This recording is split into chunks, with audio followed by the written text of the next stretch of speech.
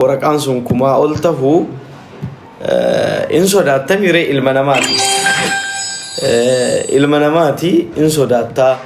eebannee namni kun hundi hin nyaataa namni kun hundi hin dhugaa namni baay'inni namoota kana hundaa kuni maal ta'innaa jettee sammuun kiyya na cinqamet sammuun Ameerikaan dawwaltee jedhan sana garte achumaan waan goon wallaallee itti yaadee dhaabadhee tartiibni nyaata nuti goone akkuma nyaata biyyaa marqas maalis goone jenne yaanne hindide achumaan abbaa mana nyaataa Addis Fuucharii bira dhaqee nyaanni akkana namoonni baay'inni namoota hagana garuu mee maal nu gargaarta jennaan kiyaaroo manni nyaataa keenya kasiif hin taane eenyuuf taha 50% discount sigale 50% discount amanama hundi keessan galatooma akkaataa qophiitirraa isinitti hima calqabumarraa jechuu calqabumarraa gaafa jedha godhuuf lafaa kaanu yaw akkuma ilma Oromoo kamiitittu akkuma nama dargaggeessa kamiitittu jedha godhachuu lafaa kaa'u namuma si cinaa jiruun mari'atta namuma nyaataa dhugaatii wal wajjin qabduun mari'atta as biratti hin mari'anne kaanee itti seenne achi booda abdiisa fi afman malkaan barreessanii nyaata haganatu nu feesisa keekiin hagana wantaan haganatu si feesedhanii sagantaa barreessinee lafa kenne jechuudha sagantaa barreessinee lafa kenne kana gaafa namoota tokkotti gadi fidu yoo ani sagantaa kanan qopheessine yoo ani keessa hin jiraanne yoo ani waan kana hin hojjenne namni sitti dhufullee hin jiru hin badallee ciini kunillee si milkaa'u namoota waamtellee affeeruu hin dandeettu keessummeessuu hin dandeettu nutu qoraaci falaaci nutu akkasi ana bos naan jedhe okay situ bosi ye tenne surrakkoon qabu fardillee kunooti meedalleen kinooti anis asuma jira atis asuma jirta dhaabattee akka fiilmii ilaalta cidha kiyya jedheeni biraa ka'ee deemee jechuudha yaw maqaa namaa kaasuuf yoontaan asfallage innaa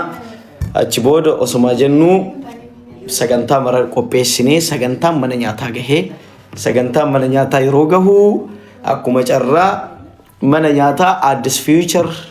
baay'ee mana nyaataa Addis Fuucharii irraa nyaadha irraa ajajadha wallahi Addis Fuucharii cidha keessan irratti waan feetan irratti hogguu yoo cidha taatellee yoo lizatii taatellee waan feetan sagantaa feetaniif nyaata yoo barbaadan warra Addis Fuucharii irraa ajajadha isinii galee warri Addis Fuucharii haa galatooman kiyaaroo kanamni kun hundi akkatti si wajji dhaabatu nu yoo si wajjin dhaabanne manni nyaataa kenna mana nyaata Oromooti jechuun maaliifii jedhaniit 50% discount warri sun parsantii 50 waan sitaateef kiyaaroo nuti si qannasnee si hojjannaa jedhanii akka isin argitan sanitti ummanni sun ummanni warri Alex Taayee faanti irreecha malkaa kiyaar jetee bataa turte sun hundi isaa akka salphattu osoo hin taane warri mana nyaata Addis Fuuchariitti qophaaheet waan isaanirraa eeggamu ol hiigale nu godhan jechuu haa galatooman wallahi mana nyaata Oromooti warri Addis Fuuchariin mana nyaata Oromooti warri Addis Fuuchar galatooma haa galatooman osoo of hin jajin osoo baay'ina namaa dhufurratti advanteejii qabnaarra nutu dalaga nyaata jedhanii mormii takkan godhin 50% discount deem dalagadhu kiyaaroo homa nyaataa bichaa kafaliitii si haa dalagamuu naan jedhan si gale akkasi Musa Hashim sagate maqaa namaan kaasin as jalatti so warra Addis Fuucharii galatooma manni nyaata Addis Fuuchar cidha kiyya na bareechitanii ummata kiyya naa nyaachistanii naa obaastanii naa galchitanii galatooma Oromoon immoo bitaa mirgarraa siigalee yeroo san mataan kiyya kun natti ulfaate yaadunu ummata san hunda nyaachisuun ulfaata achi biratti garuu bitaa nagalee bitaa mirga laalee nama dhabee intala Oromoo haadha qabeenyaa jabduu takka biyya Austraaliyaa jirti yaa maqaa isiin kaasu of durattiin galatoonfadha waan dhufaa jirtuuf jennaan gaaf isiin biyya kana dhufte affeeranii ka isin beeksisuta biyya Austraaliyaa irraa itti bilbileen bar akkana adaadoo waan akkanaattu na mudate namni immoo baay'atee humna kiyyaa ol tahee ani immoo ka galmaatu qarshii Itoophiyaati yoo laakkoyte miliyoona olii ka nyaatallee akkasii akkam goone jennaan maal barbaadde kiyaaroon akkana qarshii miliyoona takkaaf jettee muraan jette qarshii miliyoona takkaafi 8,000 osoo ani taasee hin finne akkaawuntii kiyyarra naa galchite sponsor mana nyaata warra nyaata Addis Future nama 1,000 ol nyaatan san kan kaffale haadha qabeenyaa Oromoo takkittitu kafalee jechuudha. Haadha qabeenyaa Oromoo takka nama akkas guddatu san jechuudha. So kun jaalalli namaa nama rabbi jaalatu namni illee jaalata baay'ee homaa godheetti miti an mucama durriyyee tokko yoo isin agartan garuu Oromoon akka ilma isaatti akka obboleessa isaa xiqqaatti akka obboleessa isaa hiriyyaatti akkasittiin guyyaa kiyya naa miidhagsitee guyyaan kee haa miidhagu addunyaaf akirallee torii maqaa isii icciitii maan qabadha gaaf isiin Dubaay dhufte garuu isinitti himuun immoo hin oolu ajitti was deebine immoo hiriyyaa kiyya immoo Alii Xayyibu obboleessa kiyya guddaa dhufee maal kiyaaroo uffanni maal untaan maal kun akkana maal godhattee jirta jedheetu yeroo san inni Itoophiyaa jira garuu direct transfer yoo xiqqaate qarshii Itoophiyaa 700 naa erge thank you 700 eenyullee namatti hin kennu har'atti qarshii 700 naa kenne galatoomi Alii Xayyib Isaaq gurbaa warra Baalee maal godhaan abbaa qabeenyaa akkasii jinnii jechuun dhiir laatte godhe goonni kabiyyaa lole arjaan ka gootaa tole wal argine bolole jedhe Umar Suleeman እና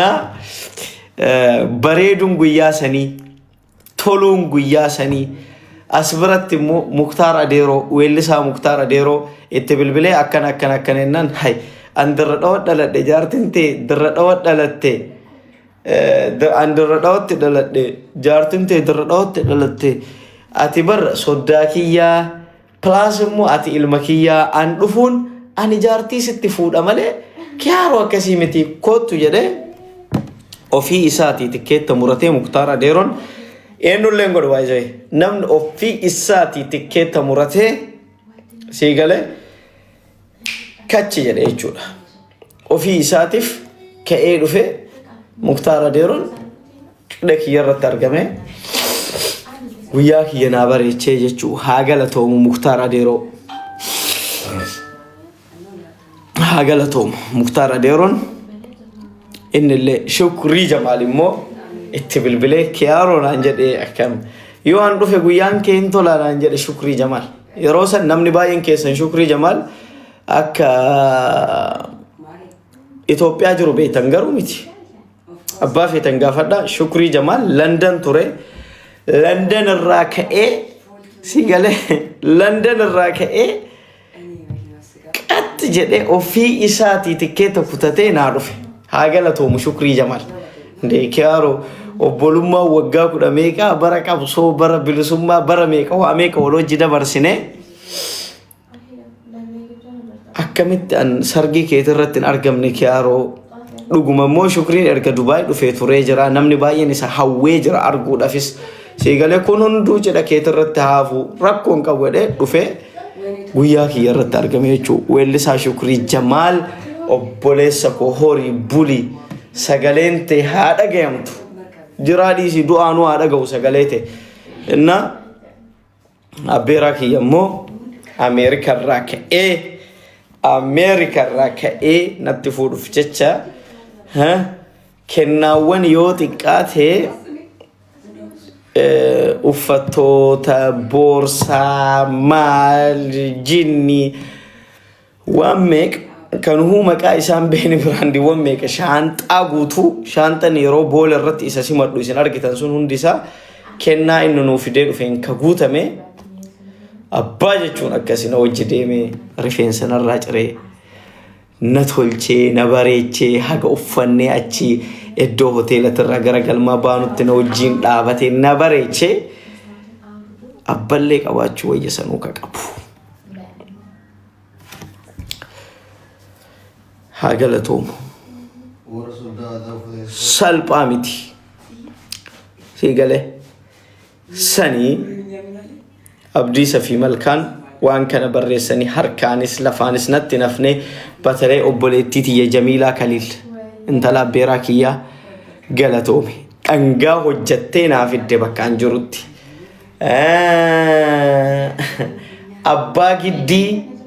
abbaa giddii meeshaa manaa guutuu firiijin nafne ka nyaata ho'isu nafne ka nyaata dalagu nafne abbaan giddii firiijirraa ka nyaata ho'isu maayikiroofiirraa meeshaa maashina uffata dhiqu guututti abbaan giddii guutuu isaa meeshaa manaa wanni tokko osoo hin hafin nuuf fidet. Lammaffaa markaba gubbarratti bashannanu sanillee nyaataa dhugaatii ummataa guututti kafalet abbaa giddii jechuun kama dhugaa nama kabajamaa nama jaalatamaa.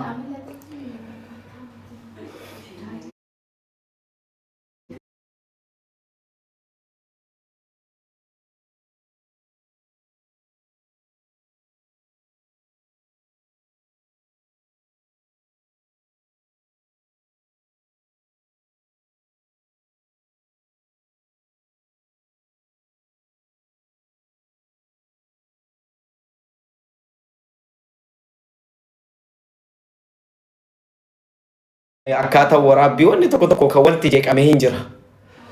Sun immoo baay'ina namaatirraa homa muudatamuu homa eeggatamuu akkasi. Abdii Xayyib immoo hiriyaa lubbuu,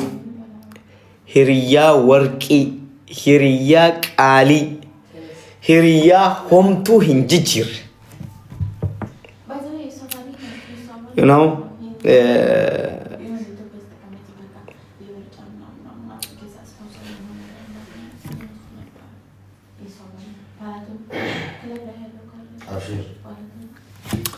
إله نما باي شرطته نما